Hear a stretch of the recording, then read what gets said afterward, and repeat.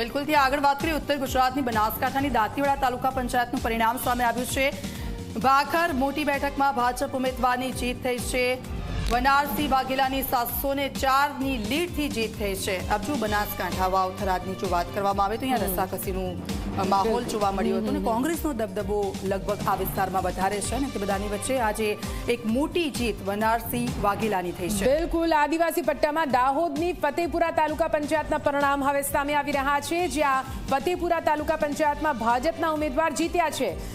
મોટો સવાલ આદિવાસી પટ્ટામાં જે સરકારી યોજનાઓ ત્યાં પહોંચાડવામાં આવે છે કે કેમ છેવાડાના માનવી સુધી તમામ લાભ પહોંચે છે કે કેમ, તેને લઈને અહીંયા આદિવાસી પટ્ટામાં પરિણામ સામે આવતું હોય છે અને પરિણામમાં અત્યારે ભારતીય જનતા પાર્ટી જે ફતેપુરા તાલુકા પંચાયતમાં જીતી છે, દાહોદની ફતેપુરા તાલુકા પંચાયત જ્યાં ભાજપનો ભગવો લહેરાઈ રહ્યો છે, ભાજપ ઉમેદવાર જીત્યા છે।